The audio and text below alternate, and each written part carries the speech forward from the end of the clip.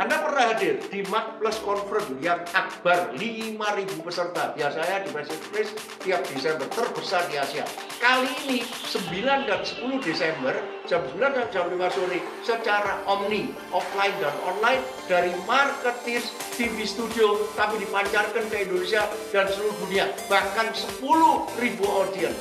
Dan akan ditampilkan 18 industri dan 50 pembicara yang akan memberikan wawasan kepada Anda tentang apa yang harus Anda lakukan pada tahun 2021. Saya sendiri di plenary session akan bicara tentang from relief 2020 menuju ke recovery 2021. Strategi apa yang harus Anda lakukan? Get ready.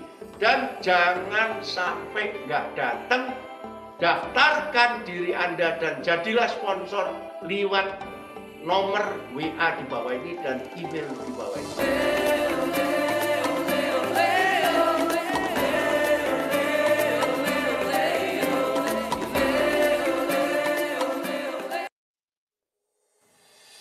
Seiring dengan pertumbuhan ekonomi Indonesia yang terus berkembang, solusi dan layanan ICT berbasis terintegrasi menjadi sangat penting untuk menunjang kemajuan dunia bisnis di Indonesia. Selama puluhan tahun, Telkom Sigma telah hadir untuk menjadi mitra terpercaya di bidang teknologi berbasis ICT di Indonesia dan regional. Kami memiliki lebih dari 2.000 Sigma expert yang telah mendapatkan training khusus dengan berpegang pada filosofis solid, speed, smart, sehingga siap mendampingi mitra dan pelaku bisnis mencapai keuntungan maksimal.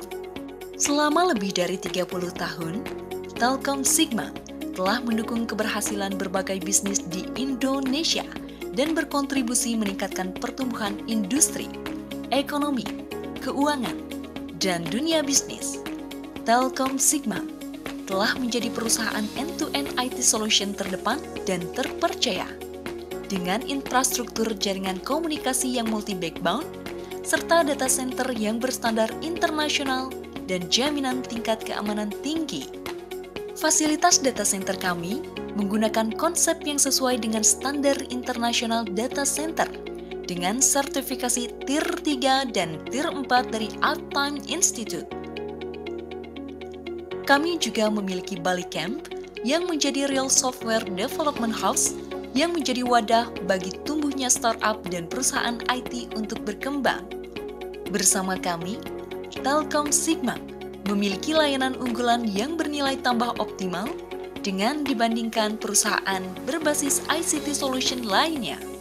Kami memiliki 3 data center yang always on dan bersertifikasi internasional dengan standar tinggi baik dari segi perangkat, prosedur, maupun metode dalam perlindungan aset dan data. Layanan data center kami melingkupi co-location, working group cross-connect, data center managed operation, data center assessment, data center design consulting, data center contraction yang didukung oleh jaringan tercepat dan profesional di bidangnya, sebagai pengembangan dari layanan data center, serta melalui sinergi dan kolaborasi dengan Telkom Indonesia. Telkom Sigma juga memiliki layanan Telkom Cloud yang ditunjukkan untuk perusahaan dan juga untuk usaha kecil menengah. Telkom Sigma mampu memastikan data Anda selalu tersedia dan terkoneksi super cepat dengan jaringan 10 Gbps Super On-Net Ring yang didukung jaringan tercepat Telkom. Dengan dukungan belasan data center yang tersebar pada berbagai kota di Indonesia, Telkom Sigma menjadi penyedia layanan data center terbesar di Asia Tenggara. Telkom Sigma selalu menjadi perusahaan terdepan di bidang ICT, terbukti dengan berbagai sertifikasi dan penghargaan berskala dunia yang telah diraihnya. Sebagai pelopor penyedia ICT yang terintegrasi dengan infrastruktur terpercaya, Telkom Sigma juga didukung penuh oleh Telkom Indonesia serta Telkom Sigma Group. Telkom Sigma juga memiliki kapabilitas komprehensif dan spesifik melalui portofolio IT service yang berorientasi pada efektivitas proses pengoptimalan bisnis Anda. Sebagai pengembangan dari IT service, Telkom Sigma juga merancang portofolio digital service sebagai jawaban atas tuntutan bisnis di era digital yang kian kompetitif, adaptif, dan dinamis, terdiri dari managed security service hingga berbagai aplikasi yang mampu disesuaikan dengan berbagai karakteristik dan model bisnis. Kami siap membantu Anda memiliki keunggulan dan nilai tambah yang optimal.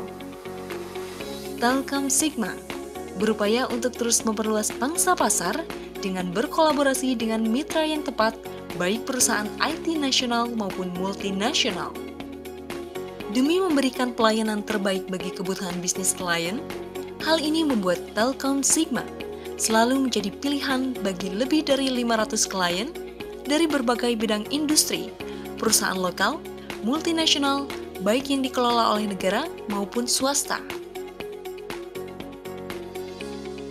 Telkom Sigma, the preferred digital transformation partner.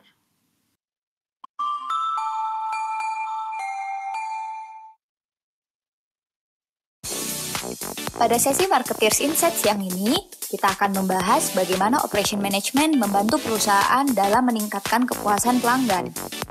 Untuk memperkaya insight tersebut, kami hadirkan Bapak Johannes Hartanto, Head of Corporate Information Technology, Garuda Food.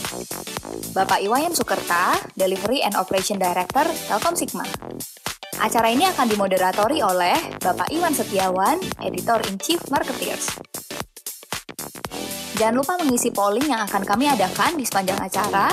Hasilnya akan kami umumkan melalui round-ups yang dibagikan setelah acara.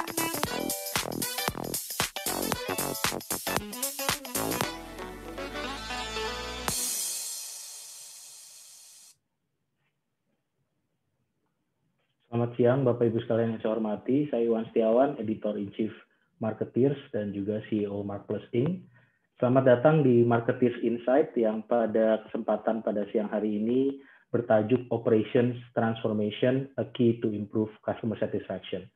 Selama kurang lebih 90 menit ke depan, kita nanti akan membahas bagaimana kita memanfaatkan IT atau Information Technology untuk mengenhance operational excellence kita di perusahaan-perusahaan masing-masing, dan bagaimana kita bisa mengubah organisasi kita menjadi lebih agile untuk memanfaatkan IT tersebut secara optimal.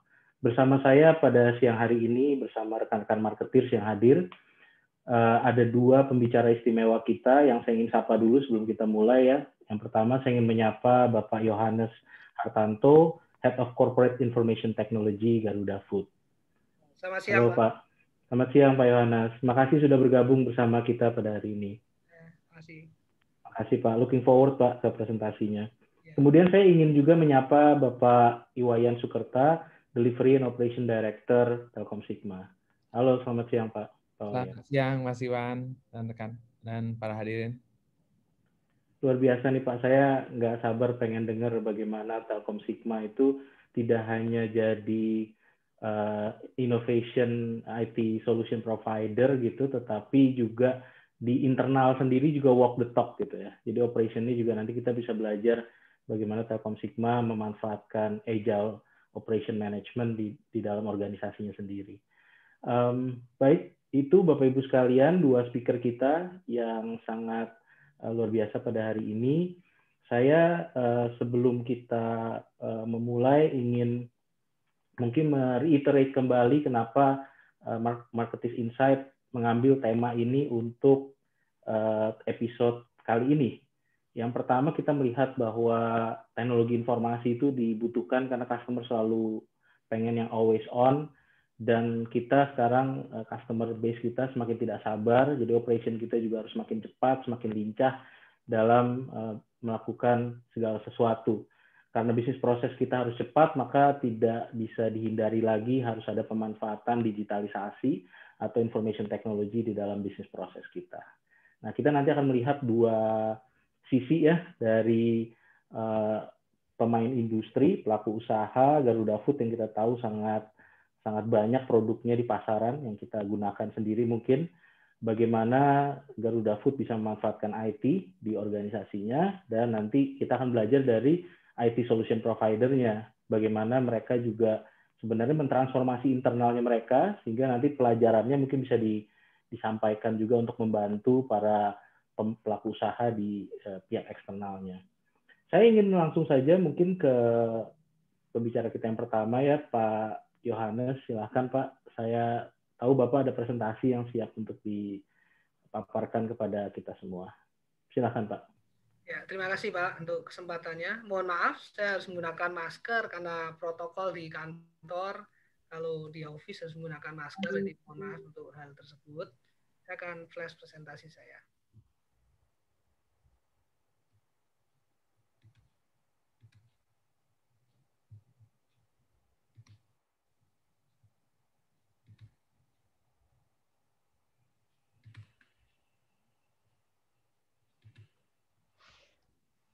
Ya, terima kasih Bapak Ibu sekalian, Pak Wayan dan juga Pak Iwan yang sudah memberikan kesempatan pada saya untuk men-sharingkan. Sudah lebih pada sharing apa yang sudah Garuda Food lakukan di internal kita, gimana IT dapat membantu bisnis untuk meningkatkan customer satisfaction jika kita melakukannya dengan baik, dengan operation excellent, dan dengan inovasi-inovasi yang ada. Saya mulai dengan presentasi atau sharing saya siang hari ini. Jadi saya akan sampaikan secara singkat mengenai Garuda Food dan bagaimana kita bertahan di masa-masa seperti saat ini, dan juga transformasi apa yang kita lakukan sehubungan dengan IT sehingga bisnis kita boleh meningkatkan customer service kita terhadap customer yang ada sekarang. Garuda Food sendiri merupakan perusahaan terbuka, dan kita mempunyai 3 anak perusahaan. Yang pertama yaitu Sinar Niaga Sejahtera. Ini bertanggung jawab untuk mendistribusikan produk-produk Garuda Food ke seluruh Indonesia. Sedangkan anak perusahaan yang kedua itu Mulia Boga Raya. Ini kebetulan juga TBK, dan ini merupakan perusahaan baru yang kita akuisisi akhir tahun ini, dan fokus pada produk-produk keju yang mungkin sudah dikenal juga di market. Dan yang ketiga adalah Golden Bird Pacific Trading. Ini international business kita akan di-take care oleh GPT atau Golden Bird Pacific Trading, di mana mereka akan bekerja sama dengan partner-partner di masing-masing negara, sehingga produk-produk Garuda Food juga dapat didistribusikan di negara tersebut. Dengan Garuda Food sendiri start bisnis di tahun 1958 dengan mulai industrinya sebagai produsen tepung tapioka. Kemudian Garuda Food mengembangkan bisnisnya masuk ke industri snack pada saat itu dengan merek kacang Garuda, dan itu di tahun 1990. Dan kemudian kita berinovasi masuk ke tahun 2001 kita membuat produk baru Gary yang sekarang kita lebih kenal dengan Malkis keju, coklat dan matcha, dan ini merupakan brand kedua dari Garuda Food. Dan kemudian pada tahun 2005 kita masuk ke snack non kacang, kita sebut dengan Leo, potatoes, corn dan sebagainya. Dan di tahun 2008 masuk ke Cokolato sebagai produk yang sekarang cukup dikenal di masyarakat dengan coklatnya. Dan terakhir kita Clevo, yaitu susu, pada tahun 2009. Dan di tahun 2020 ini kita mengakuisisi Procis dan beberapa kolaborasi dengan prinsipal lain membuat produk-produk yang kita nilai dapat dikembangkan bersama di Indonesia maupun di jaringan Garuda Food. Garuda Food sendiri seperti yang tadi saya jelaskan bahwa end-to-end bisnisnya meliputi dari manufacturing sampai kepada pendistribusian produk-produknya. Jadi kalau kita lihat secara keseluruhan mulai dari supplier,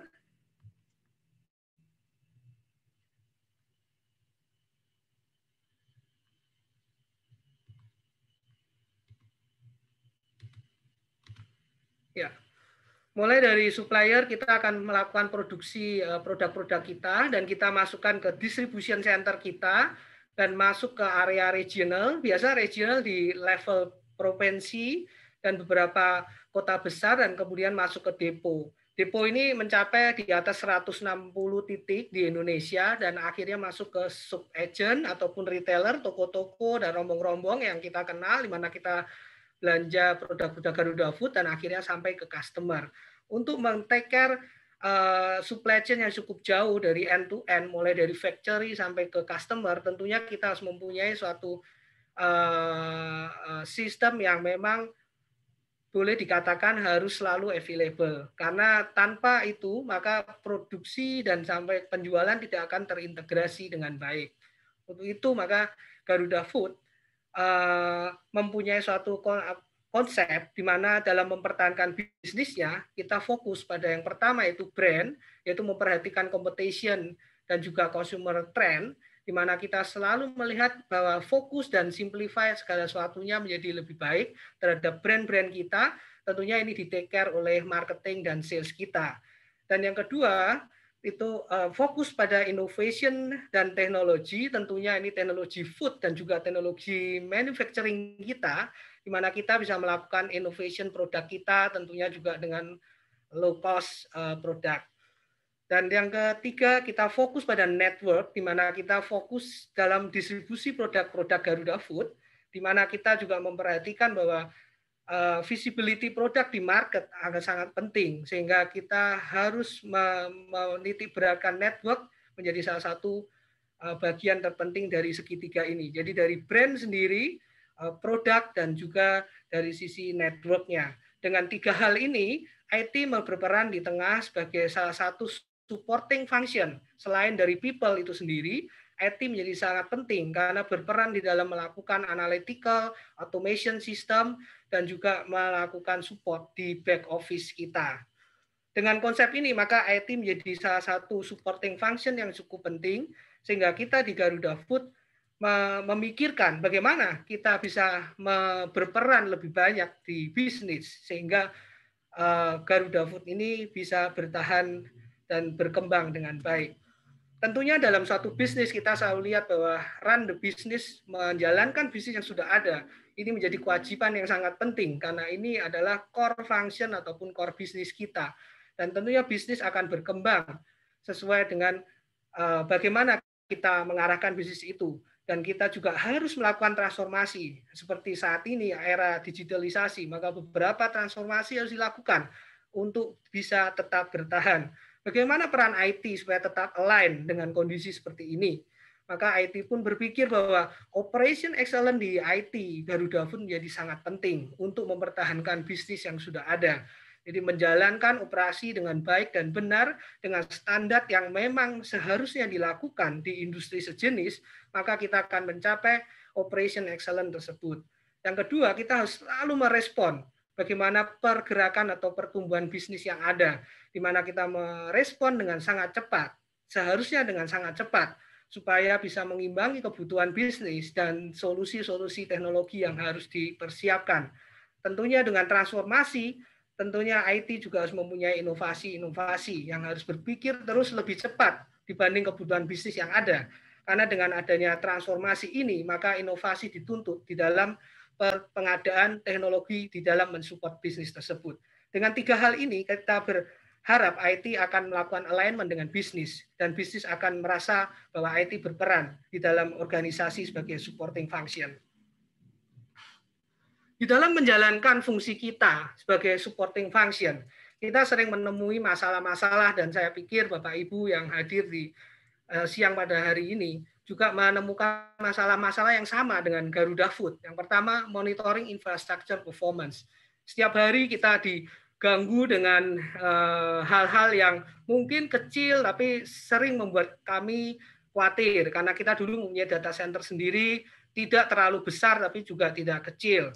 Karena kita menghandle lebih dari 2.000 salesman, lebih dari manufacturing, beberapa manufacturing, dan juga distribution dan depo-depo kita. Jadi monitoring infrastruktur mulai dari network, data center, dan hal-hal lain menjadi hal yang perlu diperhatikan oleh IT Garuda Food. Limited data center environment. Kita hanya punya data center dengan standar yang memang sangat standar. Jadi memang dipenuhi supaya data center itu dapat berjalan sesuai dengan fungsinya. Tentunya kita tidak memperhatikan seperti yang disebut Tier 1, Tier 2, Tier 3, karena kita tidak pernah melakukan sertifikasi untuk hal tersebut. Karena pasti kalau kita melakukan sertifikasi hal tersebut, kita akan cukup costly menjalankan data center tersebut. Yang ketiga, setelah kita bersusah payah memonitor dan keterbatasan yang ada, masih dikatakan kita sangat lambat dalam merespon, dalam improvement sistem kita.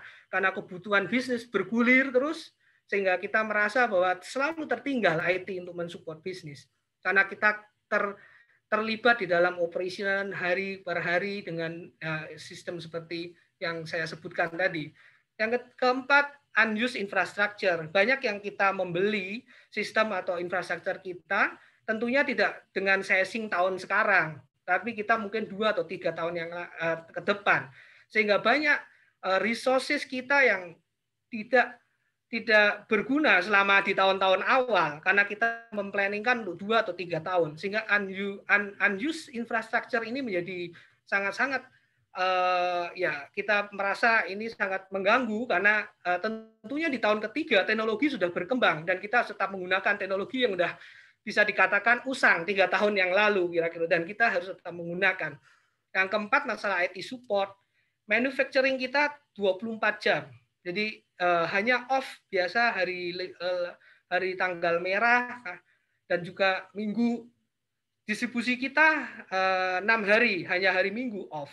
24 jam harus kita take care. Jadi banyak problem-problem IT yang jatuh di hari libur ataupun non-office hour, kita harus spending. Karena resource saya tidak mencukupi untuk men-take care 24 operation center yang besar. Dan itu costly kalau saya harus memenuhi semua kebutuhan ini. Yang terakhir tentunya mencari tim ataupun kompetensi yang tepat untuk kebutuhan mensupport sistem seperti ini.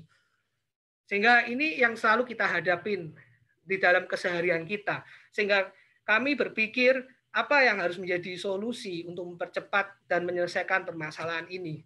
Sehingga akhirnya kita memikirkan, kita harus memisahkan problem apa yang terjadi sekarang. Jadi kita harus melihat problem ini operation activity, apakah strategic ini activity. Kita memilah-milah apakah ini supporting system atau critical system. Dan kita memikirkan bahwa untuk operational activity dan supporting system harusnya bisa dibantu oleh partner-partner kita yang lebih berpengalaman di area masing-masing. Tentunya di area masing-masing, network, data center, application, dan sebagainya. Tapi untuk strategic inisiatif dan critical system, tentunya Garuda Food lebih memahamin apa kebutuhannya. Sehingga ini yang harus di-take care oleh internal Garuda Food. Strategic initiative termasuk pengembangan, innovation, dan juga development yang diperlukan, sehingga kita bisa fokus, resource kita fokus pada activity di strategic activity ini. tanpa memikirkan daily operation yang ada di sini. Termasuk critical system, kita fokus pada critical yang menjadi core sistem kita, sedangkan supporting system kita bisa menyerahkan ke partner kita. Dan konsep ini kita pahami dan akhirnya kita memilih untuk mencari solusi yang tepat, yaitu dengan melakukan outsourcing atau IT managed service.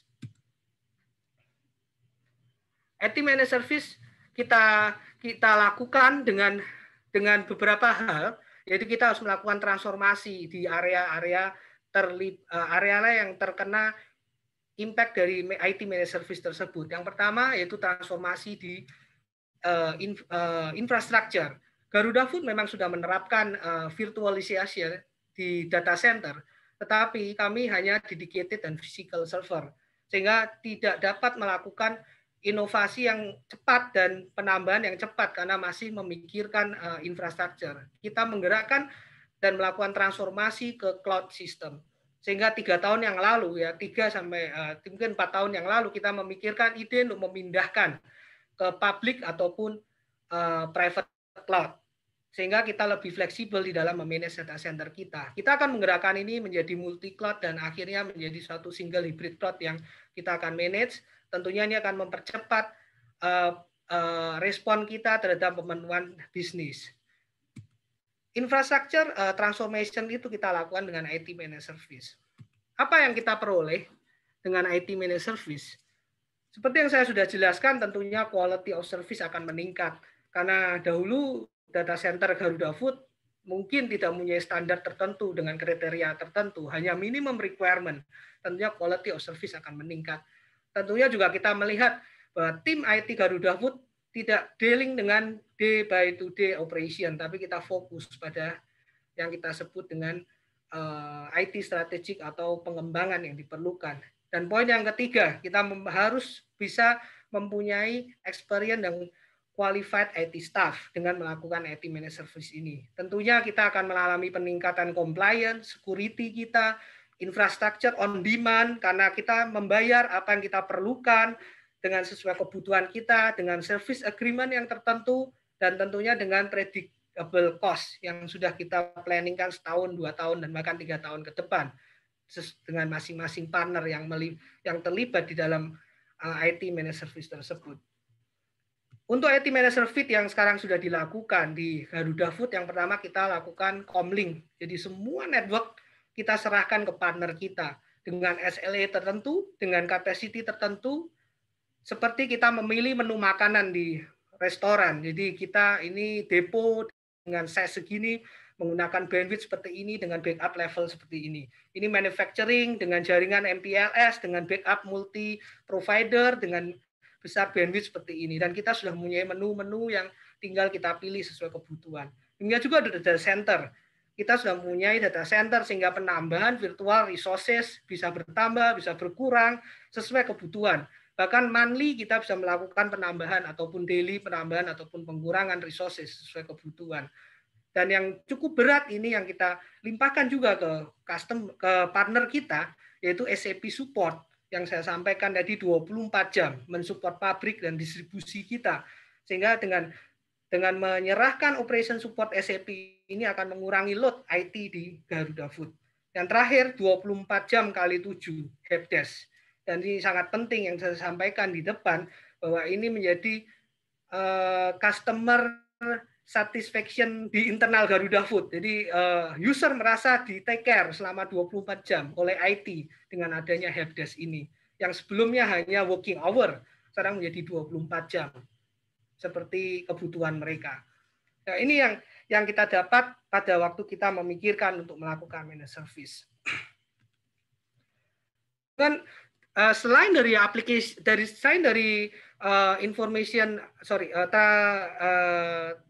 infrastructure transformation, kita juga melakukan application transformation. Sebelum kita masuk ke pandemi COVID, kebetulan Garuda Food sudah menerapkan yang kita sebut virtual desktop. Dan pada waktu kita menghadapi pandemi di awal-awal Maret, semua harus melakukan work from home. Kita ready dari tim klien, user bisa menggunakan laptop di masing-masing rumah dengan environment yang sama dengan kantor. Dan memang kita sudah galakan ini, saya lakukan ini sejak tahun 17, dan ini kita galakan, dan persis di tahun 2019 memang sudah hampir di head office kita 100% tidak ada desktop. Jadi kita menggunakan tim klien yang terkonek langsung, sehingga kita mengubah mindset kita dari desktop ke virtual desktop. Yang kedua, kita memindahkan web application atau application yang lain ke mobile application untuk mempercepat proses respon terhadap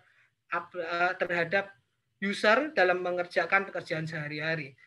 Yang terakhir kita kembangkan pada masa pandemi ini adalah workflow, dan beberapa application kita lengkapi dengan robotic processing automation untuk mempercepat proses hal-hal yang sifatnya tidak harus dilakukan di kantor.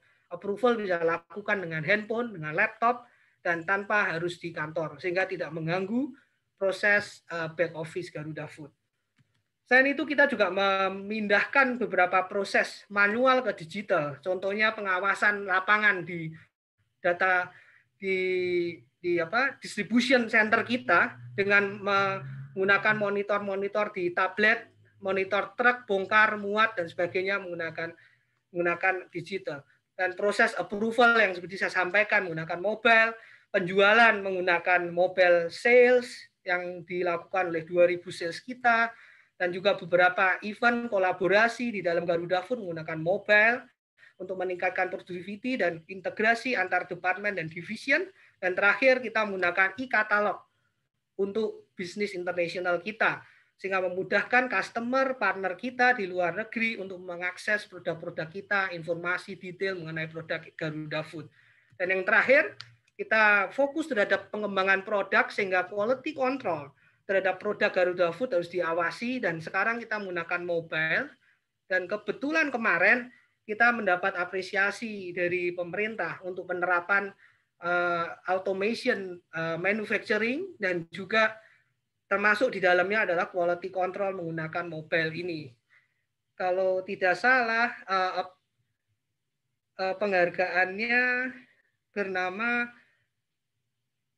apresiasi Indie 40 Kemenperin ya. Kemarin kita memenangkan penghargaan tersebut. Dan selain itu juga ada beberapa online ordering yang kita lakukan. Ini juga kita terapkan waktu COVID, karena tidak semua salesman kita bisa hadir ke masing-masing toko karena keterbatasan pergerakan salesman, PSBB, dan sebagainya. Maka toko-toko kita bisa melakukan order produk kita melalui mobile ini. Dan kita sekarang sudah hampir roll out sebagian besar di kota-kota besar. Dan tahun depan diharapkan ini bisa digunakan oleh retailer kita sehingga mempercepat proses. Dengan banyaknya perubahan dari manual ke digital ataupun proses-proses yang kita ubah dengan workflow, maka guarantee availability system menjadi sangat penting. Karena kalau tidak akan menghambat operasional yang ada. Sehingga connection, data center, dan juga support yang memadai atau yang mumpuni akan sangat penting buat Garuda Food, terutama di operation area. Demikian yang bisa saya sharingkan.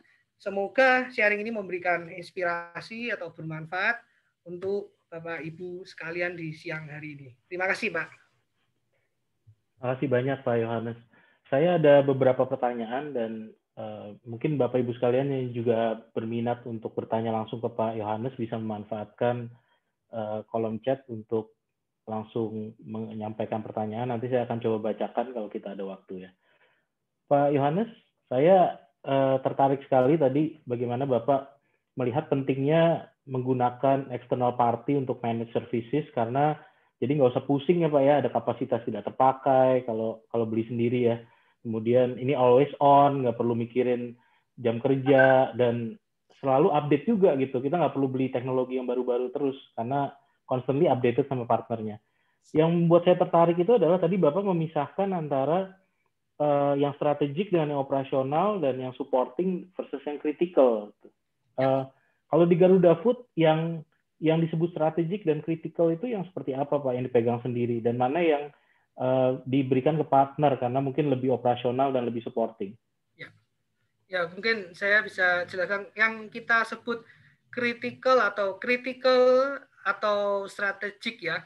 Kalau strategik tentunya yang berhubungan dengan pengembangan, development, dan inovasi baru yang ke depan yang diarahkan oleh manajemen untuk disupport. Perkembangan bisnis selalu ada, sehingga IT harus mengikuti pengembangan-pengembangan tersebut. Beberapa hal manajemen akan sampaikan ke kita, dan kita akan memikirkan solusi yang tepat supaya kebutuhan bisnis tersebut dapat dipenuhi. Itu yang kita sebut strategic activity. Jadi memikirkan bagaimana pengembangan existing yang sudah ada dan memikirkan penambahan fungsi-fungsi lain untuk mensupport bisnis yang baru ataupun yang mengalami transformasi bisnis. Itu activity yang kita sebut strategik. Sedangkan critical system, kita mempunyai back office yang cukup besar, jadi sistemnya manufacturing dan juga distribusi, seperti ya ERP kita begitu. Kita tetap ada take care di tim ERP kita internal, walaupun tidak besar. Cuman kita mempunyai core team untuk bagaimana mengimprove sistem tersebut dan sistem penjualan kita, bagaimana kita mengembangkan. Walaupun kita aplikasinya kita serahkan ke partner untuk data centernya, tetapi pengembangan aplikasi itu directionnya dari internal kita. Itu yang kita sebut critical application dan strategic activity. Sedangkan kita sebut supporting dan juga operation, itu yang biasa kita daily operation, misalnya problem-problem sistem, problem error di sistem, network putus, jaringan, dan misalnya sistem performance, sistem melambat, ya monitoring database, terus backup management dan sebagainya kita serahkan, DRC semua kita serahkan ke partner. Itu sifatnya operation. Dan kita tidak take care itu, kita hanya memonitor SLA dari partner kita di masing-masing area. Kira-kira begitu Pak Iwan. Makasih Pak Yohanes. Ada satu pertanyaan nih Pak dari Pak Ihsan Gafar ya. Bagaimana Garuda Food melakukan digitalisasi tapi diperluas sampai ke supplier gitu. Misalnya petani atau perkebunan yang bahan bakunya digunakan Garuda Food, apakah ikut dilakukan digitalisasi juga? Ya. Untuk ke supplier sampai ke industri, misalnya tadi petani dan segala, belum kita lakukan, Pak. Belum kita lakukan, tetapi kerjasama dengan beberapa vendor yang memang sudah kita cukup lama, kita sudah mulai membuka sistem kita secara terintegrasi. Jadi contohnya kebutuhan misalnya gula atau tepung dan sebagainya, atau peralatan misalnya packaging dan sebagainya, itu kita sudah otomatis Pak. Jadi kalau kita ada kebutuhan, kita akan mengirim notifikasi ke vendor tersebut Pak, untuk mengirimkan sejumlah tertentu. Nah, tapi kalau sampai ke supplier misalnya, sampai kebetulan untuk kacang kan kita punya kebun sendiri atau memang itu kita belum sampai ke sana, tapi kita sudah mengimplementasikan back office-nya. Tapi ke depannya memang belum. Tapi untuk beberapa supplier yang memang kita sangat-sangat butuh kecepatan, kita menggunakan menggunakan notifikasi dan sistem yang kita open untuk mereka untuk melihat status kita, Pak. Beberapa vendor utama kita. Kira-kira ke supplier atau vendor ya. Supplier lah ya. Kira-kira gitu, Pak. Makasih, Pak. Satu pertanyaan lagi, Pak ya, sebelum nanti kita beralih ke commercial break sebentar. Dari Pak Hendro dari Pertamina, Pak. Bagaimana melakukan transformasi digital tapi dilihat dari sisi people-nya, terutama kalau teknologinya ini masih belum stabil dan sering ada kendala, sehingga mungkin proses bisnisnya terganggu atau customer-nya merasa ada beberapa komplain gitu dari customer-nya. Dari sisi people-nya gimana, Pak? Kalau people ya, oke. Kalau yang kita terapkan untuk customer kita atau retailer kita, waktu kita mengimplement MSIDO ya Pak, atau yang tadi online, itu kita lakukan pembelajaran yang selalu berulang sih Pak, dan kita melibatkan salesman atau tim yang memang dahulu sudah men-take care toko-toko itu untuk bersama belajar Pak. Jadi memang perlu waktu untuk melibatkan mereka untuk learning dan menyampaikan sebetulnya apa benefitnya buat mereka pada saat kita mengimplement digitalisasi ini.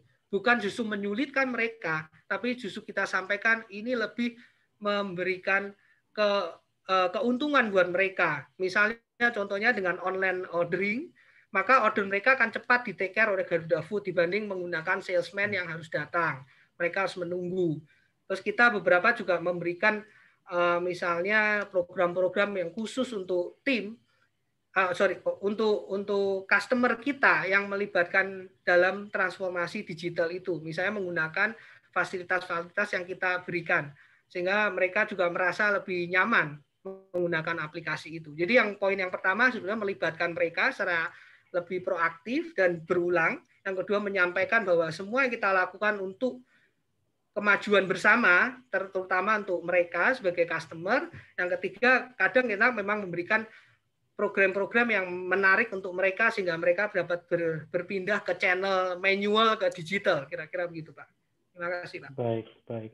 Makasih banyak, Pak Yohanes. Ada beberapa pertanyaan lagi, tapi saya simpan buat di akhir ya, Pak ya. Ya, terima kasih, Pak. Terima kasih banyak, Pak Yohanes. Bapak Ibu sekalian, kita sekarang ingin break sebentar, menyaksikan satu pesan berikut ini. Tapi setelah kita kembali, nanti rekan saya Keke Genio akan memandu jalannya polling. Mohon partisipasi dari Bapak Ibu sekalian untuk memberikan opini dan juga pendapat melalui polling tersebut. Terima kasih.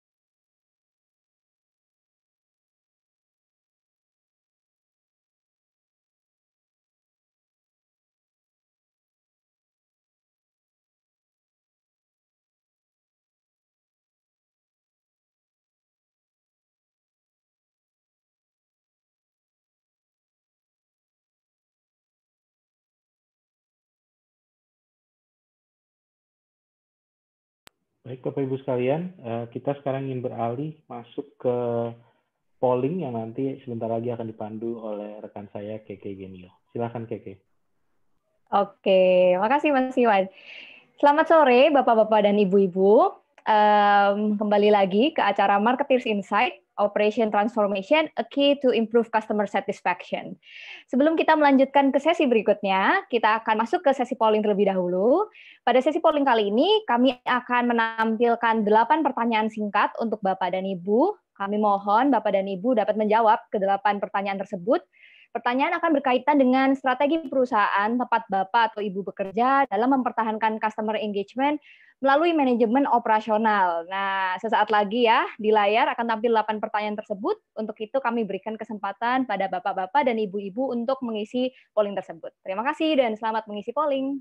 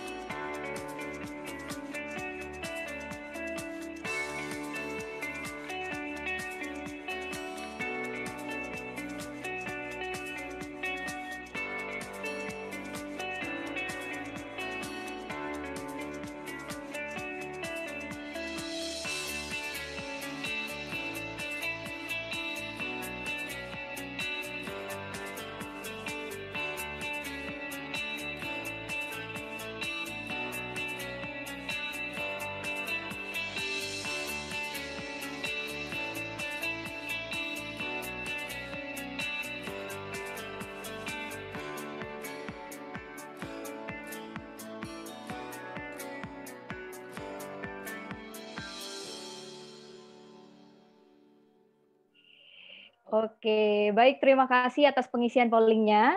Untuk hasil polling beserta hasil round up acara akan kami sampaikan beberapa waktu setelah acara hari ini. Untuk mendapatkan round up, Bapak dan Ibu nantinya akan dihubungi oleh tim dari Mark Plus. Selanjutnya, saya kembalikan ke Bapak Iwan Setiawan. Silakan Pak Iwan. Terima kasih banyak, Keke. Bapak Ibu sekalian, saya ingin beralih sekarang ke pembicara kita yang kedua nih, dari Telkom Sigma, Bapak Iwayan Sukerta. Selamat siang Pak Wayan. Pak Wayan Sukerta ini adalah Delivery and Operation Director dari Telkom Sigma. Silakan Pak Wayan. Oke, selamat siang Mas Iwan, Mas Yohanes, dan para peserta webinar Marketing Insight kali ini. Seperti sampaikan tadi, saya Wayan Sukerta dari Telkom Sigma. Pada kesempatan ini ingin berbagi gitu ya. Terima kasih nih sudah diberi kesempatan Marketing Insight tentang tren seperti apa yang kita hadapi di IT nih, di pengelolaan IT, kami sebagai provider dan juga mungkin para entity yang mengoperasikan IT mungkin mengalami hal yang sama, sehingga bisa barangkali menjadi inspirasi apa yang harus kita lakukan menghadapi tren yang terjadi saat ini. Baik,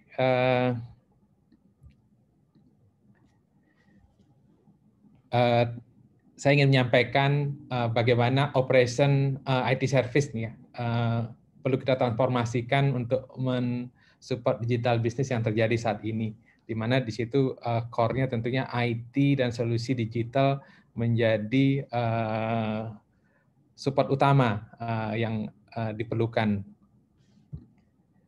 Oke, sebelumnya mungkin tidak lengkap sharing yang bisa saya sampaikan tanpa menyampaikan latar belakangnya, karena ini diberlakukan di Telkom Sigma.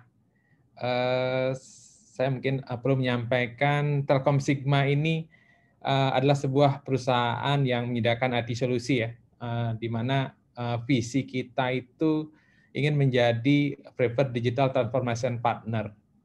Jadi kita paham saat ini semua enterprise maupun unit entity bisnis itu sedang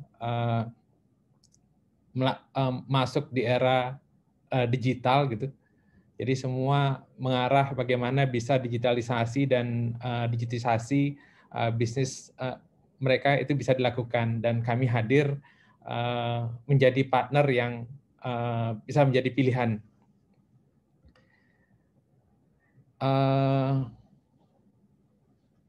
Mungkin ini menggambarkan capability yang kami punya gitu ya di Telkom Sigma, bahwa kita memiliki digital portfolio yang di dalamnya itu core-nya ada di data center, cloud, dan IT service. Bagaimana IT itu bisa diimplementasikan, menyediakan B2B IT service dengan market share sekitar 43% di Indonesia.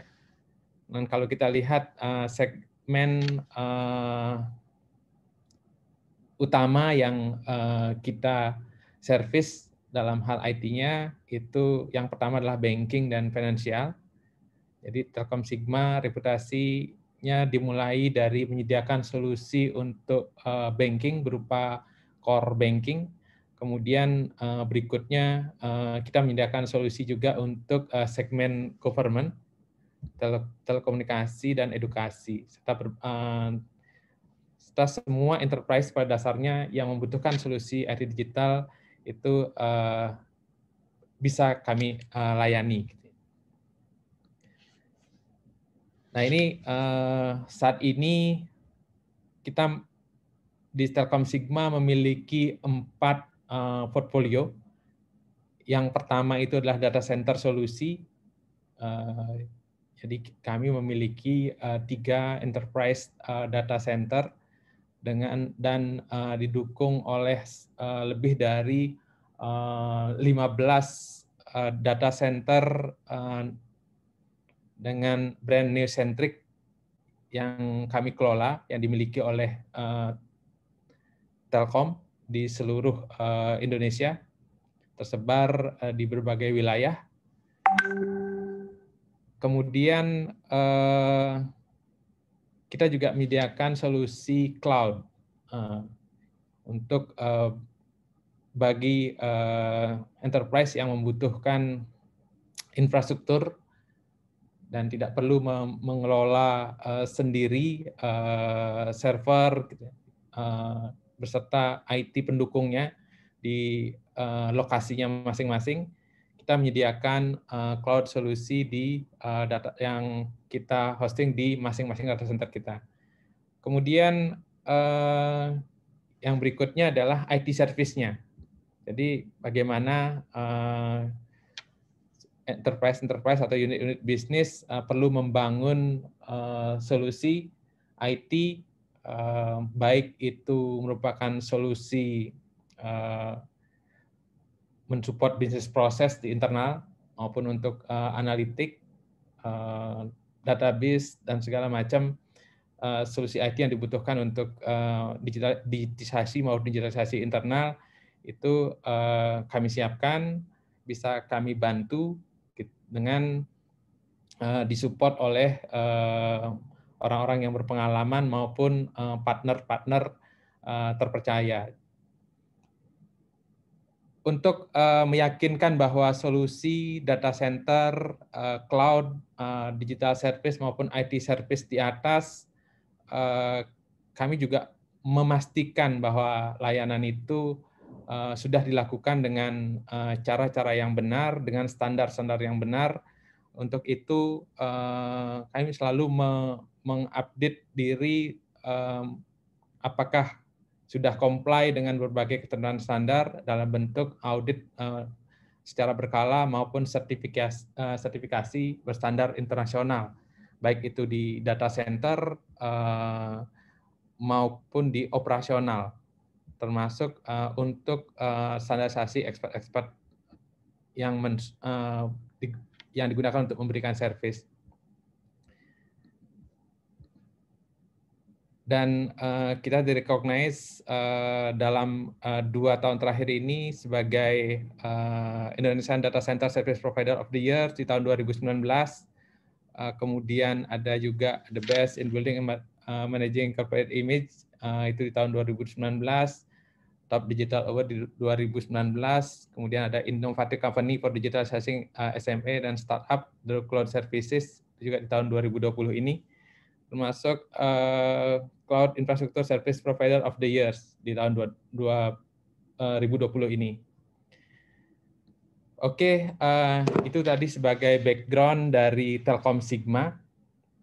Dan inti dari sharing kami kali ini, saya akan mulai dari apa sih yang dihadapi gitu ya dari berbagai bisnis saat ini, dan mereka membutuhkan apa gitu ya.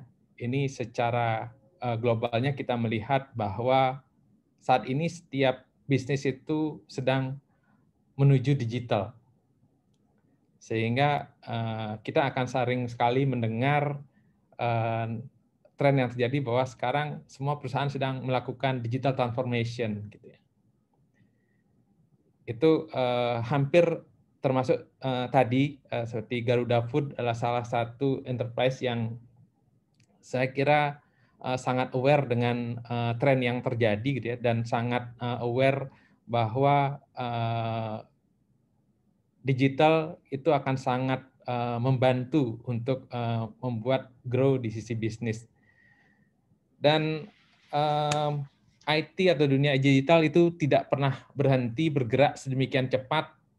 Saat ini juga kita melihat tren yang di tahun 2020 saat ini kita melihat bagaimana tren cloud hybrid IT itu akan mendrive bagaimana caranya perusahaan-perusahaan itu menyediakan IT di internalnya, termasuk big data, artificial intelligence, cloud native solution. Itu hal-hal yang timbul di tahun-tahun akhir ini. Kemudian satu hal lagi yang kita lihat, pandemik ini ada banyak anekdot yang kita bisa lihat di media gitu. Semua CIO atau transformer yang sudah mencanangkan transformasi IT untuk perusahaannya itu enggak ada artinya dibandingkan dengan pandemik ini dalam hal bagaimana mengakselerasi terjadinya digital transformation di setiap perusahaan gitu. Kita memahami akibat dari adanya pandemik ini yang umum kita banyak disampaikan sebagai new normal, itu esensinya untuk banyak hampir sebagian besar perusahaan itu adalah memunculkan fenomena work from anywhere, di mana untuk bisa work from anywhere itu mau nggak mau berbagai solusi digital yang sebelumnya mungkin tidak sudah ada tetapi belum efektif digunakan secara tiba-tiba, kemudian solusi itu menjadi sedemikian masif digunakan. Contohnya saja seperti apa yang kita lakukan saat ini, video conference. Kalau dulu mungkin video conference terjadi dari site to site, dari kantor ke kantor, dari ruang rapat ke ruang rapat, dan saat ini sedemikian masif bisa terimplementasi gitu ya. Nah, ini bagaimana kita melihat pandemik itu sedemikian strongnya mendorong terjadinya transformasi digital. Dan tentu saja untuk melakukan transformasi digital itu belum tentu hal yang mudah gitu ya, bisa dilakukan oleh perusahaan atau enterprise, dan cuman sebetulnya setiap enterprise itu memiliki opsi bagaimana mereka bisa melakukan itu dengan lebih mudah gitu ya. Bagi perusahaan yang memiliki resource, memiliki capability, self-manage mungkin bisa menjadi pilihan gitu ya. Self-manage artinya memiliki divisi IT yang mumpuni gitu ya, sehingga bisa memilih, oh ya semua IT atau service-nya itu dilakukan sendiri. Tapi bagi perusahaan yang seperti dicontohkan Garuda Food tadi, saya kira ada satu contoh yang telah memilih fokus dengan bijak gitu, bahwa sebetulnya lebih memilih untuk melakukan hal yang strategik dibanding yang bersifat operation day to day gitu. Dan untuk itu opsinya adalah menyerahkan manage operation dari sistem IT yang mereka miliki ke entity yang memiliki kapabilitas itu. Dan manage operation itu, jika ini terminologi, jika seperti ibaratnya kita punya angkot gitu, kita punya armada angkot, kemudian kita mencari sopir yang mengendarai dan mengoperasikan, itu konteksnya manage operation. Tapi kalau ada opsi yang lain adalah manage service. Kalau manage service itu ya sudah, yang penting saya ada yang menservis untuk transportasi dari misalnya dari lokasi A ke lokasi B, pokoknya terima beres sampai di A dan B, angkotnya disediakan oleh provider, termasuk servisnya. Itu mungkin analoginya seperti itu untuk managed service. Demikian juga untuk IT bisa dilakukan dengan pola seperti itu. Kalau kita lebih lihat lebih dalam lagi dalam konteks bagaimana IT service atau IT itu bisa saat ini perkembangannya itu ada fase ya, phasing yang kalau kita lihat mungkin beberapa company menghadapinya, menyiapkan IT itu mungkin sudah mulai dari 20 tahun yang lalu gitu.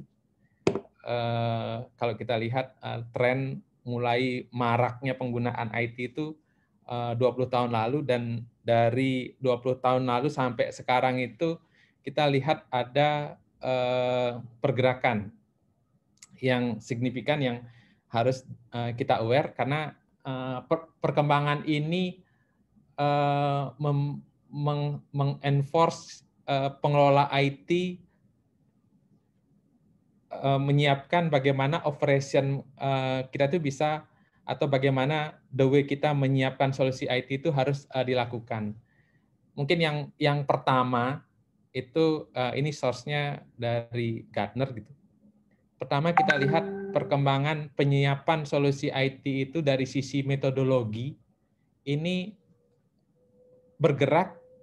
Jika mungkin start dari 20 tahun lalu itu menyiapkan IT itu dengan metodologi yang disebut dengan waterfall. Jadi waterfall itu bisa dibayangkan bahwa kita menyiapkan IT itu ada fasenya gitu, ada fasenya yang clear, mulai dari mengidentifikasi requirement-nya seperti apa, kemudian desainnya seperti apa, konstruksinya seperti apa, kemudian implementasinya seperti apa. Itu sebuah proses step yang seperti itu standar harus diikuti. Jadi di fase awal semua requirement itu harus diidentifikasi, dan setelah itu dikunci, baru fase desain dan development itu dilakukan. Konsekuensi dari waterfall ini, ya semua hal harus clear di awal. Dan jika nanti kalau sudah semuanya dikunci di awal, development itu akan bisa lancar dan dijaga bahwa requirement itu tidak bergerak. Gitu. Jika kemudian requirement itu bergerak, berbahaya bagi proses atau project pengembangan IT tersebut. Nanti waktunya akan molor, biayanya lebih tinggi dan segala macam. Tapi faktanya kemudian hal tersebut membuat menjadi rigid gitu, bahwa tidak semuanya bisa diidentifikasikan dari awal, bahwa di tengah jalan kemudian harus ada yang mudah untuk dirubah kembali, sehingga metode waterfall ini mulai bergeser ke metode modular. Jadi ibaratnya kalau tadi waterfall itu kalau kita mau membangun sebuah rumah, semua market harus clear di awal, semua ruangan harus diimplementasi di awal, dan kalau ada yang berubah, itu sesuatu yang susah gitu.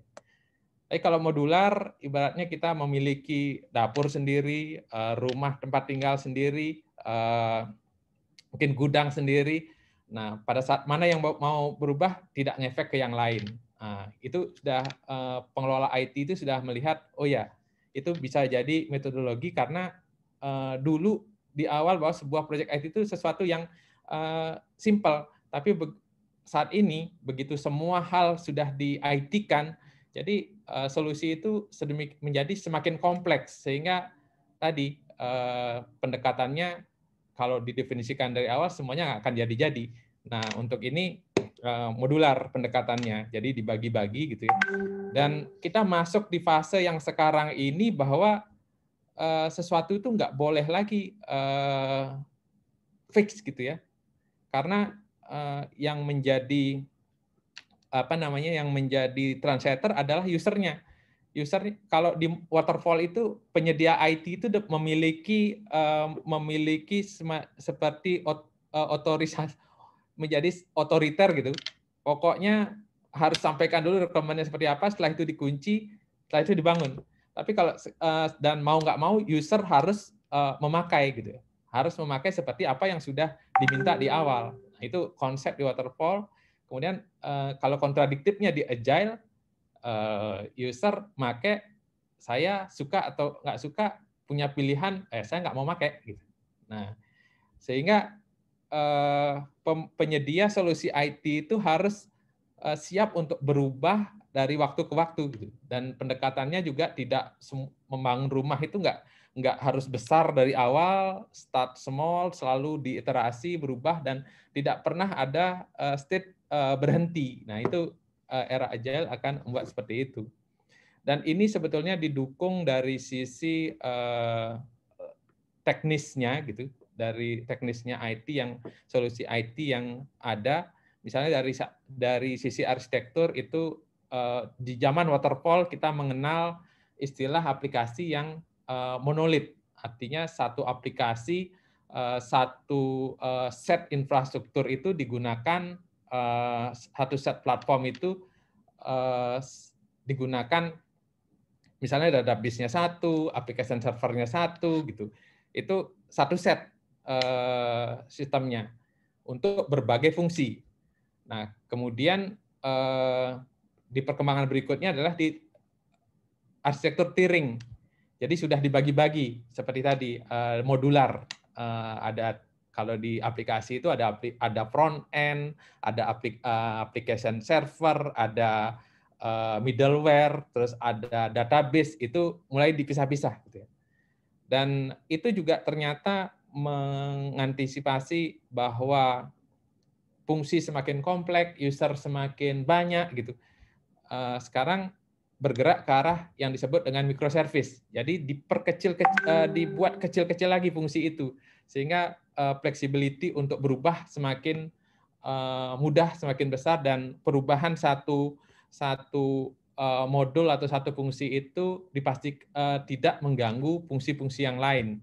Nah, itu kalau lihat dari sisi teknologi arsitektur. Kemudian dari server, kalau dulu untuk masing-masing fungsi itu kita membelinya physical server. Kemudian bergerak bahwa server itu beli besar, kemudian di slice-slice dibentuk virtual, dan saat ini bergerak lagi itu menjadi yang disebut dengan container based. Jadi wadahnya itu, wadah fungsi itu lebih fokus lagi, tidak kalau virtual itu sebetulnya masih sama seperti fisikal, cuman punya OS, operating system, jadi seperti layaknya seperti server. Tapi kalau kontainer itu sudah menghilangkan layer operating system, jadi sudah sudah agnostik terhadap apa yang ada di bawahnya. Di infrastruktur juga trennya kalau kita lihat berubah dari sebelumnya dulu seperti disampaikan Garuda Food juga. Di awal masing-masing unit bisnis itu memiliki sendiri data center, kemudian berikutnya di outsource, kemudian saat ini yang menjadi tren adalah public cloud platform. Kemudian ada yang manual development, ya ini mungkin kalau tren dalam konteks development operation-nya, kalau sekarang itu sudah nggak bisa dipisahkan mana fase development, mana fase operation, karena itu semuanya continuous, pembangunan dan operasi itu berubah continuous. Nah, ini tren yang terjadi di dunia IT saat ini, sehingga ini harus setiap unit yang membutuhkan solusi IT atau membangun solusi IT harus aware dengan tren seperti ini. Di Sigma, kami sebagai entity bisnis yang menyediakan IT service melihat staging perubahan dari fase tadi waterfall ke agile, kita ini juga berdampak memberikan challenge di internal operation. Kami melihat waterfall proses itu biasanya disolusi dengan proses yang value chain gitu ya, yang artinya step-nya tahapannya clear gitu ya. Nah, ini berimpact kemudian engagement itu antar chain itu kadang susah karena mereka seperti ban berjalan. Jadi interaksi kalau antara chain yang kedua, ketiga dengan balik ke satu itu kadang tidak umum dilakukan gitu ya. Pokoknya step 1 sudah menghasilkan suatu output, diserahkan ke step 2. Step 2 harus melanjutkan apa yang sudah dihasilkan step 1. Setelah selesai step 1 memberikan step berikutnya ke step 3. Jadi tidak komunikasi antara yang bertugas di step 1 dan step 2, step 3 itu tidak umum, terjadinya itu agak susah gitu. Itu membuat silo-silo gitu ya, yang clear. Nah, itu juga tidak mudah menyerahkan dari step 1, dari fase 1 ke fase berikutnya, itu juga kadang tidak mudah karena di IT pada membangun sesuatu itu, kalau misalnya dari development harus menyerahkan ke operasi, itu kan semua hal itu harus sudah selesai dengan sempurna gitu ya, didukung oleh dokumentasi yang lengkap, dan itu ketentuan governance yang umum terjadi di IT, dan itu di satu sisi dengan era agile ini menjadi tidak relevan gitu ya. Dari sisi people juga membuat resource itu terkotak-kotak nih untuk masing-masing fungsi tersebut. Kemudian karena terkotak-kotak, mereka memiliki responsibility yang sempit gitu ya. Karena pokoknya mereka tugasnya untuk satu fungsi saja gitu ya.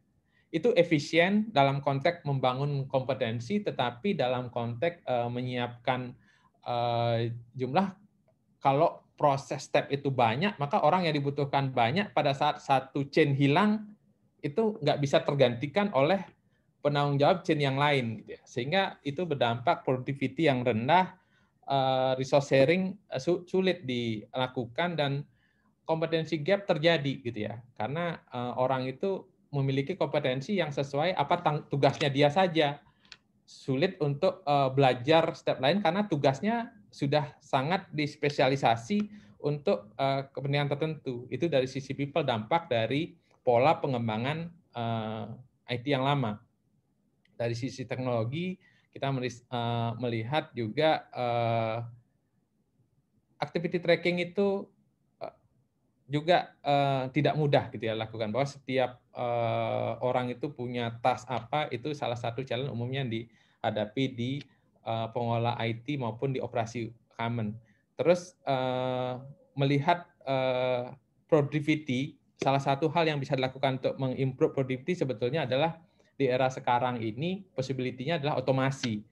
Dan demikian juga untuk operation dan maintenance system itu sekarang harusnya sudah dibantu oleh otomasi sehingga terjadi efisiensi.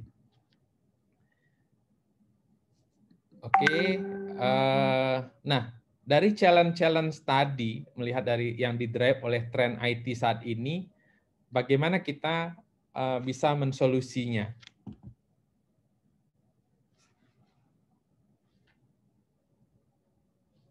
Oke, untuk jadi kita melihat operating model yang lama itu tadi basisnya adalah value chain gitu, bergerak mulai dari service strategi, service design, service transisi, dan service operation.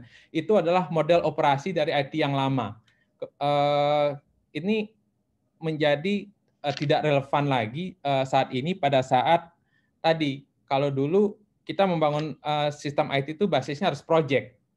Jadi harus clear dulu mau bangun apa, desainnya seperti apa, transisinya seperti apa, operasinya seperti apa, dan itu menjadi siklus tahunan biasanya. Dan untuk IT operation yang baru ini setiap bahwa sebuah solusi IT itu sudah tidak bisa lagi menggunakan pendekatan tadi, karena solusi IT itu harus improve secara continuous day by day, sehingga ini membutuhkan operating model yang baru, yang tidak relevan lagi dengan operating model dulu yang berbasis ITIL kalau di IT itu.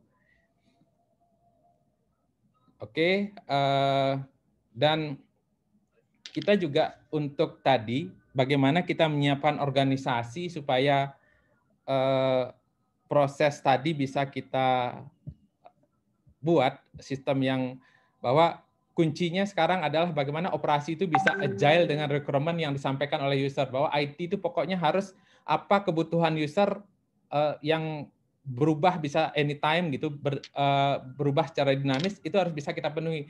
Organisasi kita untuk di sisi IT juga harus mengikuti. Kalau dulu organisasi IT itu basisnya function based gitu ya, yang bisa diandaikan seperti mobil, bahwa kita untuk mendesain mobil yang efisien itu harus jelas. Mobil itu hanya bisa di jalan raya gitu ya. Tapi mobil yang desain di jalan raya itu nggak akan bisa kalau tiba-tiba kita bawa ke jalan yang tidak rata. Nah, itu berbeda dengan organisme. Nah, organisme itu bisa secara dinamis gitu ya, mengikuti apapun jalan yang ada gitu. Nah, caranya itu adalah kita nggak bisa lagi membagi-bagi fungsi, menspesialisasi fungsi. Jadi setiap organ itu harus komplit fungsinya. Itu intinya seperti itu yang konteks organisasi dalam paradigma baru yang bisa agile. Nah, untuk itu kami di Sigma melakukan transformasi menuju agile organisasi itu. Kalau sebelumnya kita mengikuti bahwa ada orang network, ada orang infrastruktur, ada orang aplikasi, nah itu nggak bisa lagi organisasinya seperti itu. Kita harus memiliki organisasi grup yang end-to-end ada. Jadi dalam satu tim itu untuk fokusnya adalah bagaimana membuat suatu solusi atau sebuah produk, dan di sana satu tim-tim kecil itu harus lengkap fungsinya, mulai dari orang sales-nya, mulai dari orang application development-nya, dari orang infrastrukturnya, orang network-nya. Nah, itu harus menjadi satu tim dan orang development dan orang operation-nya juga tergabung dalam satu tim, sehingga semuanya aware dengan dinamika kebutuhan user, sehingga bisa segera dengan mudah melakukan perubahan sesuai dengan kebutuhan dari customer. Kemudian untuk itu kemudian apa yang kita butuhkan, support dari sisi people itu menjadi kita tidak bisa menspesialisasi lagi orang. Intinya setiap orang itu kemudian harus memiliki kompetensi yang lebih broad gitu ya. Kalau tadi dulu orang network, orang server gitu ya. Nah, next-nya kita harus upayakan bahwa orang server juga harusnya mengerti network dan bisa mengerti platform juga, sehingga dalam tim itu bisa menjadi lebih lean dan lebih efektif tugas-tugas mereka. Nah, itu apa yang bisa kemudian dilakukan. Secara culture adalah bagaimana tadi tidak ada lagi silo gitu ya antara tim development dan tim operasi. Oke, itu dari konteks lain bahwa IT itu sangat lekat sebetulnya dengan governance. Jadi kalau kita mau menjaga bahwa IT itu harus handal, harus secure, harus bisa memenuhi kebutuhan user, itu ada yang disebut dengan bagaimana IT itu di-govern. Gitu ya. Di fase yang paling, complexity yang paling sederhana untuk menjaga itu adalah visi kontrol. Jadi maturity-nya level kontrol. Jadi kita bangun IT, kita kelola IT itu dengan bisnis proses yang standar, yang fix gitu. Jadi yang jadi panglima adalah kontrol. Dampaknya ini bisa mungkin menjamin tadi security, kehandalan itu bisa dijamin.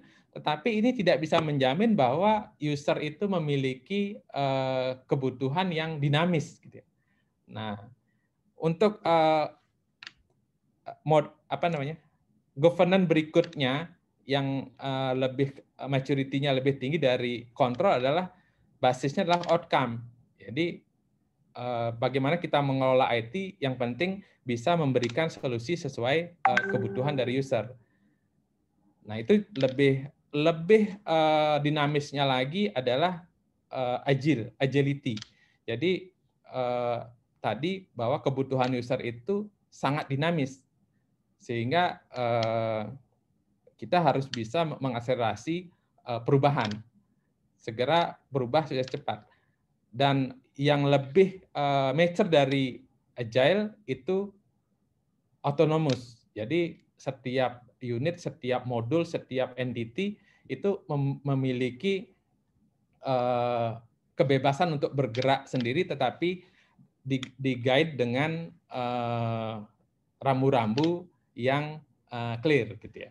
Nah, ini maturity dalam hal governance pengelolaan IT ini kami melihat berdasarkan experience kami di Sigma, tidak sepenuhnya kita bisa memilih, oh ya kita pegangnya kontrol dulu, iya mungkin kontrol, tapi kita harus bisa mengkombinasi aspek governance 1, 2, 3, 4 itu dalam operation kita. Ini yang kemudian disebut dengan bimodal IT. Nah, kita lihat dalam konteks pengelolaan infrastruktur, itu kontrol dan outcomes itu harusnya sangat clear, bisa kita implementasikan. Tapi dalam mendesain misalnya front-end aplikasi atau yang langsung di touch oleh user atau langsung menjadi interface ke user, itu harus di level 4 dan 3. Nah, inilah kalau kita lihat konvensional bisnis main di 1, 2, sedangkan digital bisnis itu harusnya main di 3, 4. Ini yang infrastruktur itu marathon mode, kalau yang digital bisnis itu sprint mode. Dan kami di Sigma karena mengelola infra dan mengelola aplikasi, mau nggak mau harus menjalankan konsep bimodal IT ini. Itu yang diimplementasikan di operasi.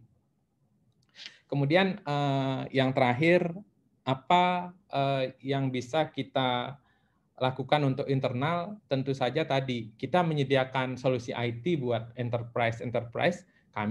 Kita juga di internal juga membutuhkan solusi IT. Nah, ini salah satu inovasi yang kita juga lakukan, bahwa kami adalah penyedia layanan service yang di situ adalah resource kita adalah orang-orang nih.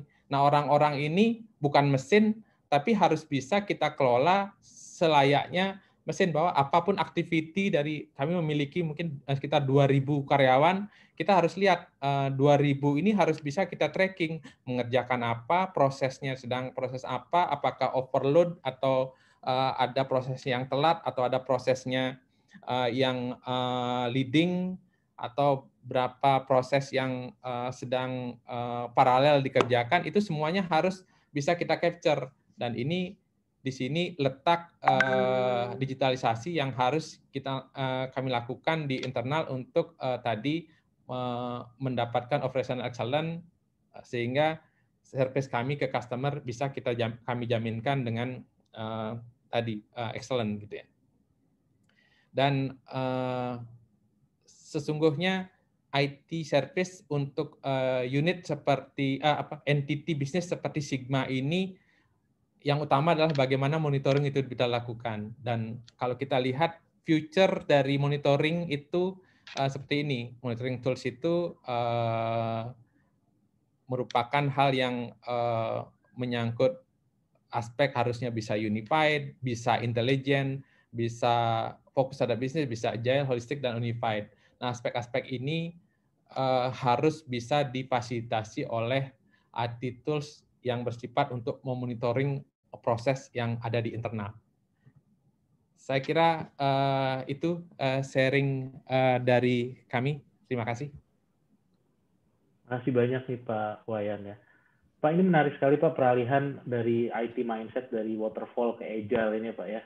Dan kelihatannya di Telkom Sigma ini sudah dijalankan sampai ke struktur dari organisasinya sendiri. Tadi saya lihat ada squad, ada chapter gitu ya, ada tribe. Diterapkan juga nggak Pak ke klien-klien yang juga menggunakan managed services gitu?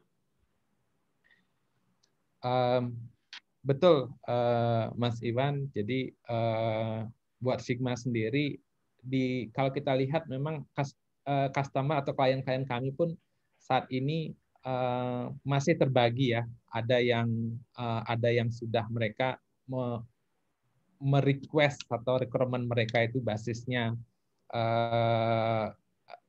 waterfall masih ada, tapi yang sudah agile juga sudah ada. khususnya untuk yang managed service dan managed operation itu umumnya pasti sudah bergerak ke agile.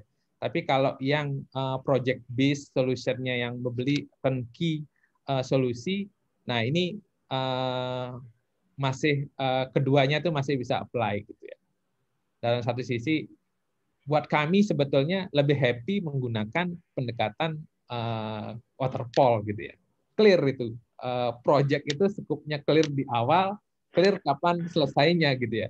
Tapi ya itu keniscayaan. Kita nggak bisa bertahan di situ. Sekarang sudah mulai klien-klien kita itu membutuhkan solusi yang dibangun basisnya agile gitu ya. Misalnya sehingga waktunya menjadi kita memberi solusi setahun dengan iterasi yang terjadi di dalamnya seperti itu. Baik Pak. Sebenarnya kalau buat Telkom Sigma lebih enak turnkey yang waterfall aja Pak ya. Jadi nggak banyak permintaan, nggak berubah-berubah.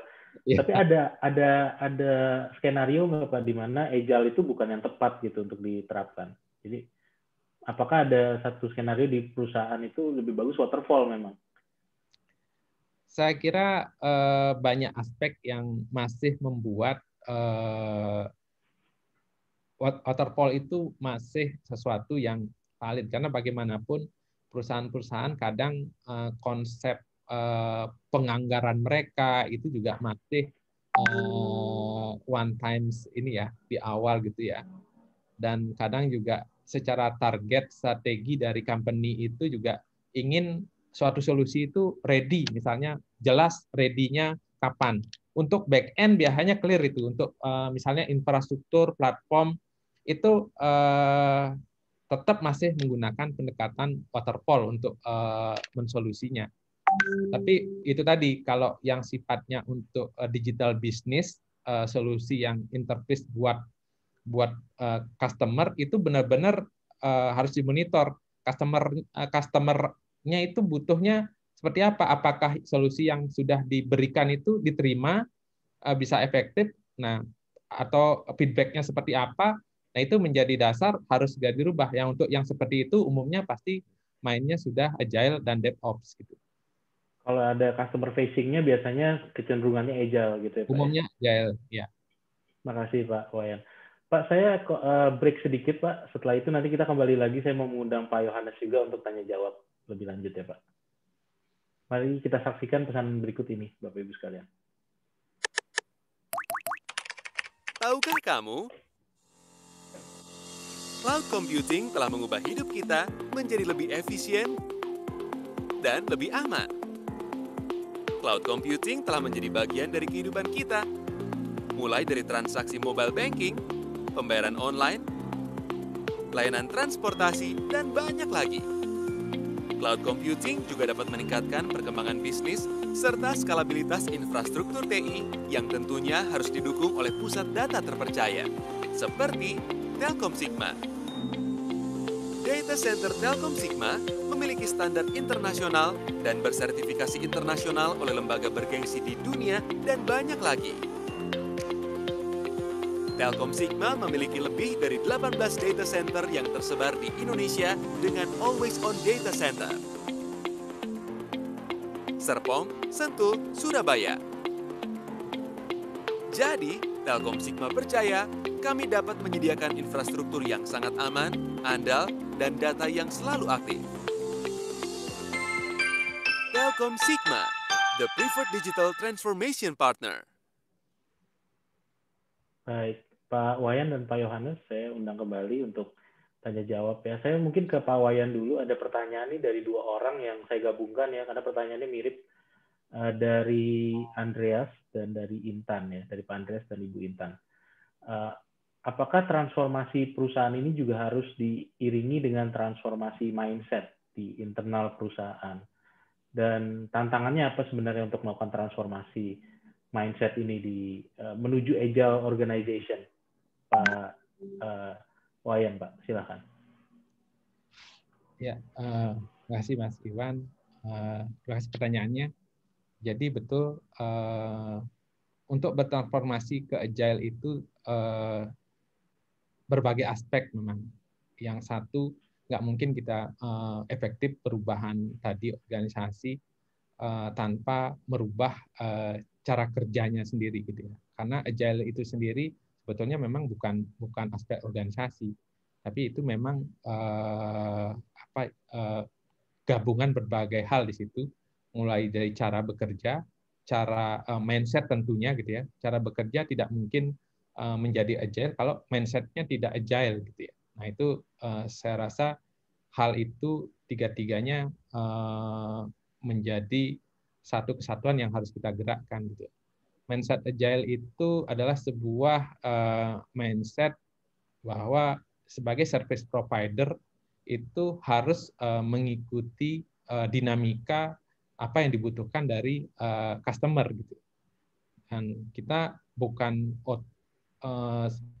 menjadi otoriter gitu ya. Service provider itu nggak otoriter mendrive, tapi benar-benar solusi itu memang sesuai kebutuhan apa enggak, mensolusi masalah dari customer atau enggak. Ya. Mindset itu harus ditanamkan. Kemudian kita harus willing untuk segera melakukan perubahan. Mindset itu tadi secara organisasi tentu saja harus didukung, disatukan juga jadi satu kesatuan di satu proses transformasinya.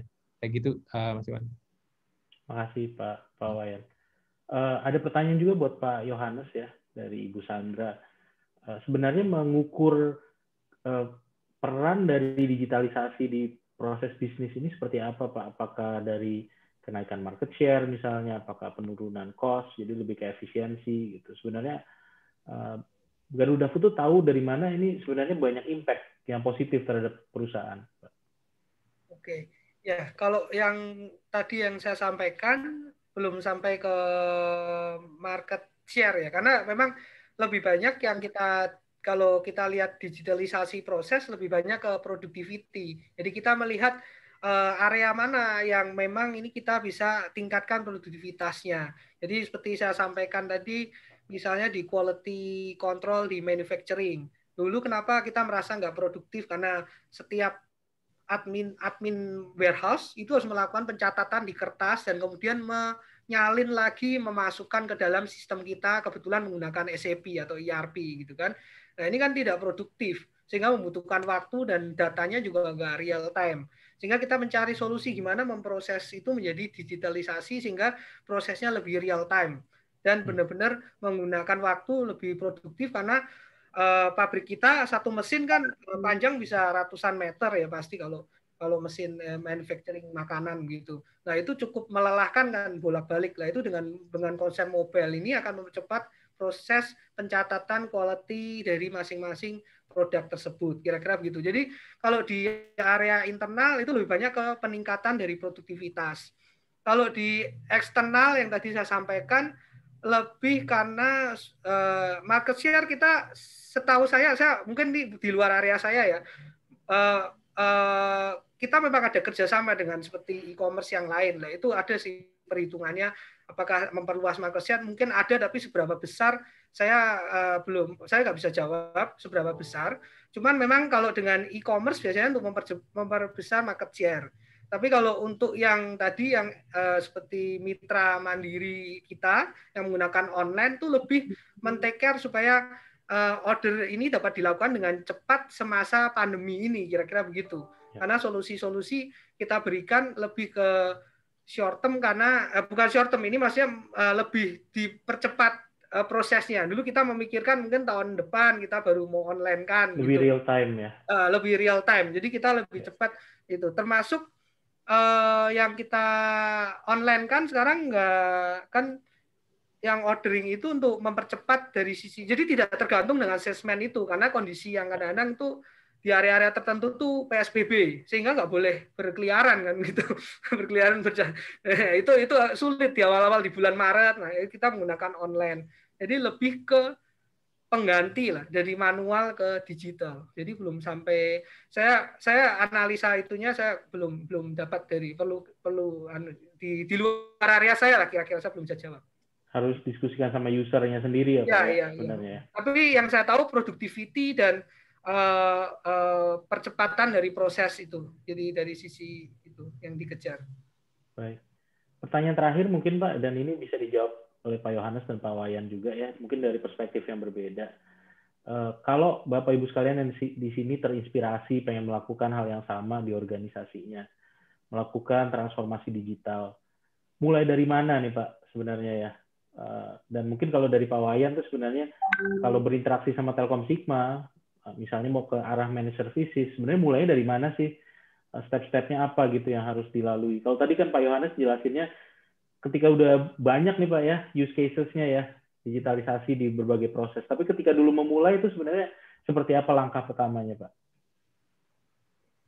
Saya atau Pak Wayan? Pak Yohanes dulu mungkin ya, nanti saya ke Pak Wayan terakhir. Oke. Jadi kalau saya memulainya mungkin awal saya pertama kali saya setuju dengan yang disampaikan Pak Wayan tadi bahwa di organisasi IT sendiri yang mindset-nya harus diubah, bahwa digitalisasi itu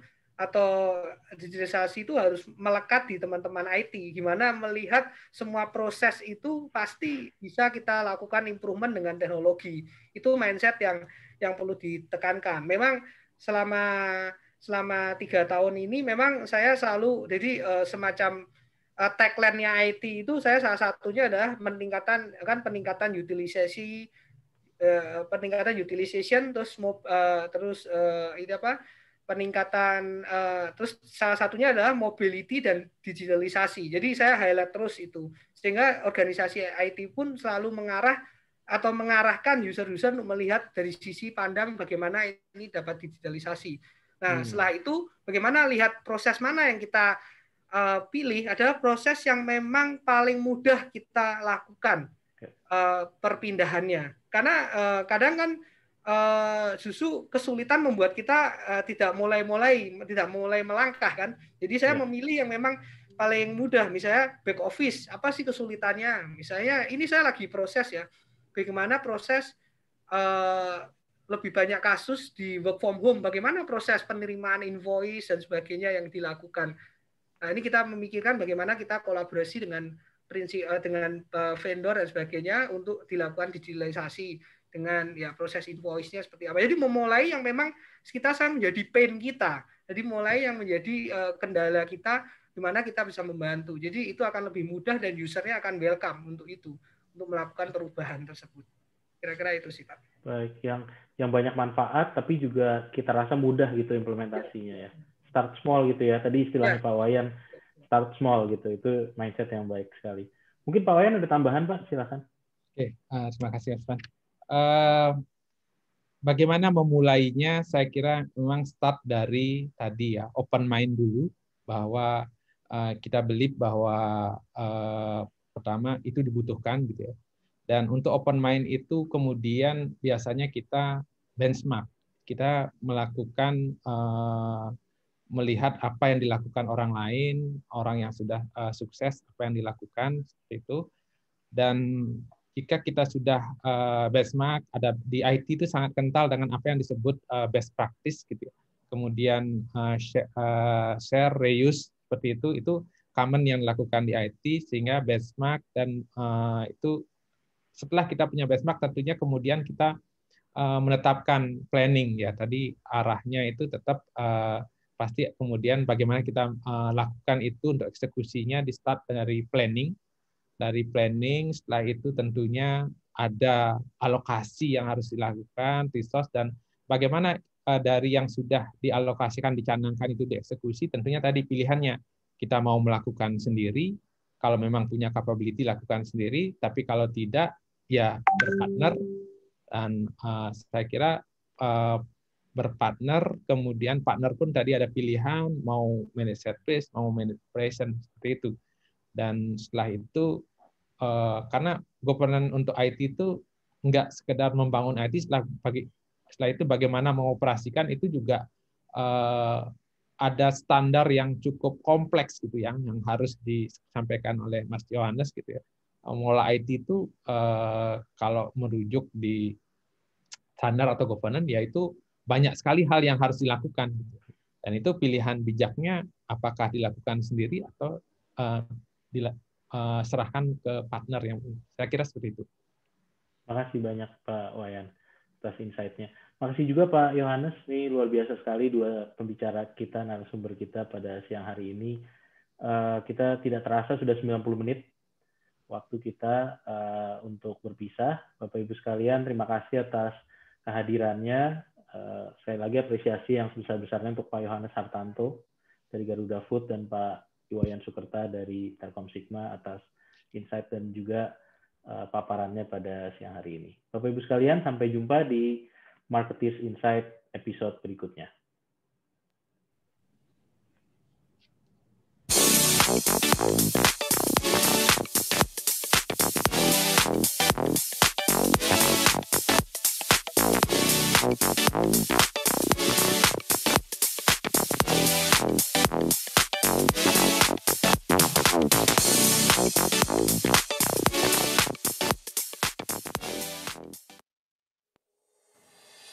Seiring dengan pertumbuhan ekonomi Indonesia yang terus berkembang, solusi dan layanan ICT berbasis terintegrasi menjadi sangat penting untuk menunjang kemajuan dunia bisnis di Indonesia.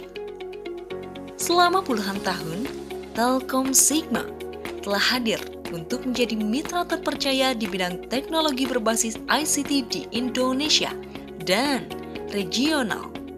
Kami memiliki lebih dari 2.000 Sigma expert yang telah mendapatkan training khusus dengan berpegang pada filosofis solid, speed, smart, sehingga siap mendampingi mitra dan pelaku bisnis mencapai keuntungan maksimal. Selama lebih dari 30 tahun, Telkom Sigma telah mendukung keberhasilan berbagai bisnis di Indonesia dan berkontribusi meningkatkan pertumbuhan industri, ekonomi, keuangan, dan dunia bisnis. Telkom Sigma telah menjadi perusahaan end-to-end IT solution terdepan dan terpercaya dengan infrastruktur jaringan komunikasi yang multi-backbone serta data center yang berstandar internasional dan jaminan tingkat keamanan tinggi. Fasilitas data center kami menggunakan konsep yang sesuai dengan standar internasional data center dengan sertifikasi Tier 3 dan Tier 4 dari Uptime Institute. Kami juga memiliki Bali Camp yang menjadi real software development house yang menjadi wadah bagi tumbuhnya startup dan perusahaan IT untuk berkembang. Bersama kami, Telkom Sigma memiliki layanan unggulan yang bernilai tambah optimal dengan dibandingkan perusahaan berbasis ICT solution lainnya. Kami memiliki 3 data center yang always on dan bersertifikasi internasional dengan standar tinggi baik dari segi perangkat, prosedur maupun metode dalam perlindungan aset dan data. Layanan data center kami melingkupi co-location, working group cross-connect, data center managed operation, data center assessment, data center design consulting, data center construction yang didukung oleh jaringan tercepat dan profesional di bidangnya sebagai pengembangan dari layanan data center serta melalui sinergi dan kolaborasi dengan Telkom Indonesia. Telkom Sigma juga memiliki layanan Telkom Cloud yang ditunjukkan untuk perusahaan dan juga untuk usaha kecil menengah. Telkom Sigma mampu memastikan data Anda selalu tersedia dan terkoneksi super cepat dengan jaringan 10 Gbps Super On-Net Ring yang didukung jaringan tercepat Telkom. Dengan dukungan belasan data center yang tersebar pada berbagai kota di Indonesia, Telkom Sigma menjadi penyedia layanan data center terbesar di Asia Tenggara. Telkom Sigma selalu menjadi perusahaan terdepan di bidang ICT, terbukti dengan berbagai sertifikasi dan penghargaan berskala dunia yang telah diraihnya. Sebagai pelopor penyedia ICT yang terintegrasi dengan infrastruktur terpercaya, Telkom Sigma juga didukung penuh oleh Telkom Indonesia serta Telkom Sigma Group. Telkom Sigma juga memiliki kapabilitas komprehensif dan spesifik melalui portofolio IT service yang berorientasi pada efektivitas proses pengoptimalan bisnis Anda. Sebagai pengembangan dari IT service, Telkom Sigma juga merancang portofolio digital service sebagai jawaban atas tuntutan bisnis di era digital yang kian kompetitif, adaptif, dan dinamis, terdiri dari managed security service hingga berbagai aplikasi yang mampu disesuaikan dengan berbagai karakteristik dan model bisnis. Kami siap membantu Anda memiliki keunggulan dan nilai tambah yang optimal. Telkom Sigma berupaya untuk terus memperluas pangsa pasar dengan berkolaborasi dengan mitra yang tepat, baik perusahaan IT nasional maupun multinasional. Demi memberikan pelayanan terbaik bagi kebutuhan bisnis klien, hal ini membuat Telkom Sigma selalu menjadi pilihan bagi lebih dari 500 klien dari berbagai bidang industri, perusahaan lokal, multinasional, baik yang dikelola oleh negara maupun swasta. Telkom Sigma, the preferred digital transformation partner.